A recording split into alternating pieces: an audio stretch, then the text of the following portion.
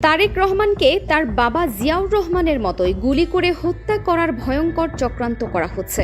আর এই নীল নকশা বাস্তবায়নে দলের ভেতরেই গড়ে উঠেছে গোপন আরেকটি দল। তারেক রহমান ঢাকার বাইরে গেলেই সুযোগ বুঝে হত্যা করা হবে তাকে। কিন্তু কে এই পরিকল্পনার মাস্টার মাইন্ড? ক্ষমতার মসনদ থেকে তারেক রহমানকে সরাতে চাইছে কে? কার নাম প্রকাশ করলেন মুক্তিযোদ্ধা কর্নেল অলি? বিস্তারিত তথ্য নিয়ে থাকছে আজকের প্রতিবেদন। ইতিহাস আসলেই একই বৃত্তে ঘুরে বারবার ফিরে আসে। দীর্ঘ ৪ দশক আগে যে রক্তাক্ত অধ্যায়ের সাক্ষী হয়েছিল বাংলাদেশ, আজ আবার সেই একই অন্ধকারের দিকে এগোচ্ছে দেশ। ১৯৮১ সালের ৩০ মে চট্টগ্রামের সার্কিট হাউসে সেনাবাহিনীর কিছু বেইমান সদস্যদের বুলেটের ঝাঁঝরা হয়ে গিয়েছিলেন আধুনিক বাংলাদেশের অন্যতম রূপকার শহীদ প্রেসিডেন্ট জিয়াউর রহমান। আজ যখন তারই উত্তরসূরি বর্তমান প্রধানমন্ত্রী তারেক রহমান দেশের হাল ধরেছেন, ঠিক তখন ৪ দশক পর জিয়া পরিবারের এক সময়ের বিশ্বস্ত সহযোদ্ধা এবং প্রবীণ রাজনীতিক কর্নেল অবসরপ্রাপ্ত অলি আহমেদ এক হাড়হিম করা হুঁশিয়ারি দিয়েছেন। তিনি খুব স্পষ্ট ভাষায় বর্তমান সরকার প্রধানকে সতর্ক করে বলেছেন যে চারদিকে শত্রুরা ওত পেতে আছে এবং কোনো অবস্থাতেই যেন তিনি রাতের বেলা ঢাকার বাইরে অবস্থান না করেন। তাকে গুলি করে হত্যার পরিকল্পনা করা হচ্ছে। জিয়াউর রহমানকেও ঢাকার বাইরে এক অন্ধকার রাতেই বিদায় নিতে হয়েছিল। অলি আহমেদ মূলত বর্তমান পরিস্থিতির সঙ্গে সেই অতীতের স্মৃতি স্মরণ করেন। তবে এই চরম নিরাপত্তা ঝুঁকির মধ্যেও তারেক রহমান যেভাবে রাষ্ট্র পরিচালনা করছেন তা দেশের প্রচলিত রাজনৈতিক ধারাকে সম্পূর্ণ বদলে দিয়েছে। পিতার হত্যাকারী হিসেবে তিনি কখনো পুরো সামরিক প্রতিষ্ঠানকে কাঠগড়ায় দাঁড় করাননি। ক্ষমতায় আসার পর তিনি অতীতের সমস্ত ব্যক্তিগত কষ্ট ও ক্ষোভকে একপাশে সরিয়ে রেখে বাংলাদেশ সেনাবাহিনীর আধুনিকায়ন, পেশাদারিত্ব এবং তাদের বিশ্বমানের সক্ষমতা বৃদ্ধির দিকে সর্বোচ্চ মনোযোগ দিয়েছেন।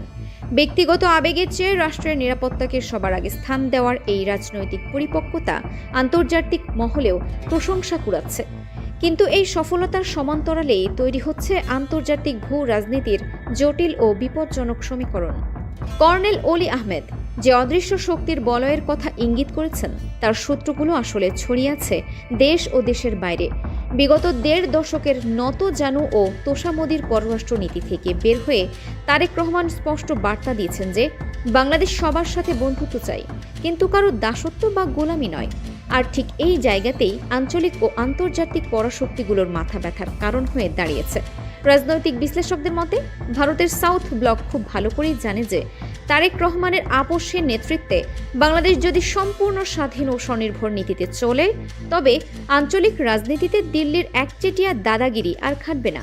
ফলে ভারতের গোয়েন্দা সংস্থা র যেমন এই স্বাধীনচেতা নেতৃত্বকে সহজে মেনে নিতে পারছে না, ঠিক তেমনি এই ষড়যন্ত্রের জাল বিস্তৃত হয়েছে সুদূর মধ্যপ্রাচ্য পর্যন্ত।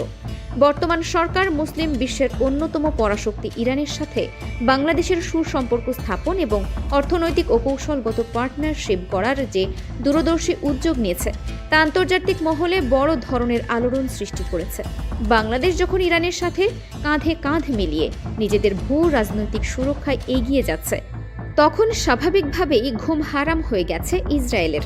তেল আবিবের উগ্রপন্থী নীতি এবং তাদের গোয়েন্দা সংস্থা মোসাদ কখনোই একজন শক্তিশালী স্বাধীন মুসলিম নেতার উত্থান সহ্য করতে পারে না। ফলে আন্তর্জাতিক গোয়েন্দা বিশেষজ্ঞদের মতে ভারতের র এবং ইসরায়েলের মোসাদ, এই দুই সংস্থার এক গোপন নকশা তৈরি হয়েছে তারেক রহমানকে নেতৃত্ব থেকে বা শারীরিকভাবে মাইনাস করার জন্য। এই বিশাল আন্তর্জাতিক চাপের মুখেও তারেক রহমান দেশের অভ্যন্তরীণ রাজনীতিতে যে নজিরবিহীন সংস্কার এনেছেন, তা বাংলাদেশের ইতিহাসে আগে কখনো দেখা যায়নি। আমাদের দেশের চিরাচরিত নোংরা রাজনৈতিক সংস্কৃতি হলো যখন যে দল ক্ষমতায় আসে তখন রাস্তাঘাট, স্কুল, কলেজ থেকে শুরু করে সব জায়গাতে নিজেদের নেতা নেত্রীদের নামের নামকরণের এক জঘন্য প্রতিযোগিতা শুরু হয়।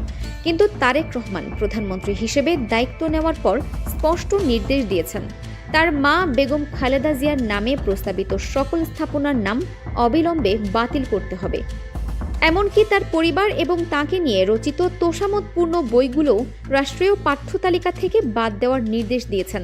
তিনি প্রমাণ করেছেন যে জোর করে দেয়ালে নাম লিখে মানুষের মনে জায়গা পাওয়া যায় না, বরং প্রকৃত গণতান্ত্রিক রাষ্ট্র ব্যবস্থায় তোষামদির রাজনীতিকে চিরতরে কবর দিতে হয়। তবে এই অভ্যন্তরীণ প্রশংসার আড়ালে প্রশাসনের ভেতরে অন্য এক গভীর সংকট দানা বেঁধে উঠেছে, যা অলি আহমেদের বক্তব্যেও উঠে এসেছে। দেশের বর্তমান আইন শৃঙ্খলার চরম অবনতি, যত্রতত্র খুন খারাপি, অবৈধ দখলদারি, বেপরোয়া চাঁদাবাজি এবং মাদকের ভয়াবহ বিস্তার প্রমাণ করে যে প্রশাসন ঠিকমতো কাজ করছে না।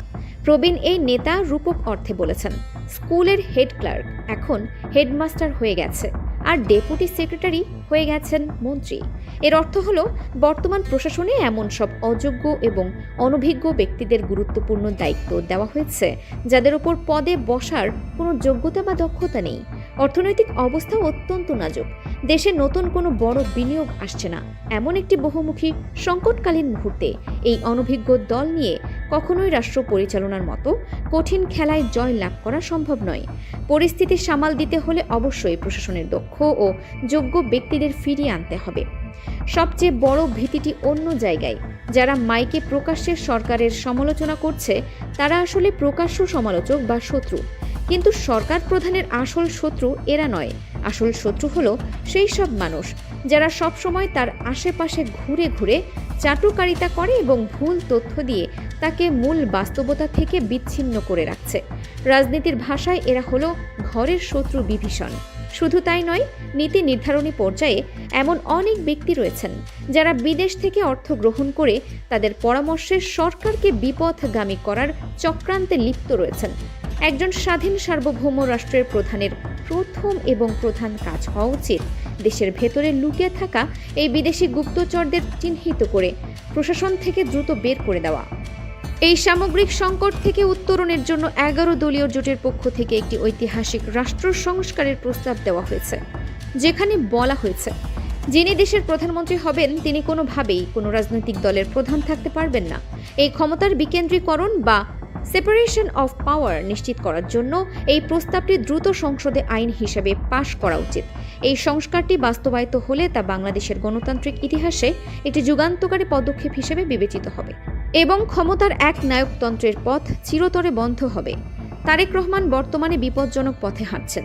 একদিকে ভারতের র ও ইসরায়েলের মোসাদের মতো আন্তর্জাতিক গোয়েন্দা সংস্থার গভীর ষড়যন্ত্র, অন্যদিকে দেশের ভেতরে কিছু বিশ্বাসঘাতক দলীয় সদস্য। চারদিক থেকে তারেক রহমানকে কোণঠাসা করার চেষ্টা চলছে। তারেক রহমান কি পারবে এই নীল নকশার জাল কেটে বেরিয়ে আসতে, নাকি বাবার মতোই তাকে হারাতে হবে প্রাণ? কি মনে হয় দর্শক? আপনার মূল্যবান মতামত কমেন্টে জানান।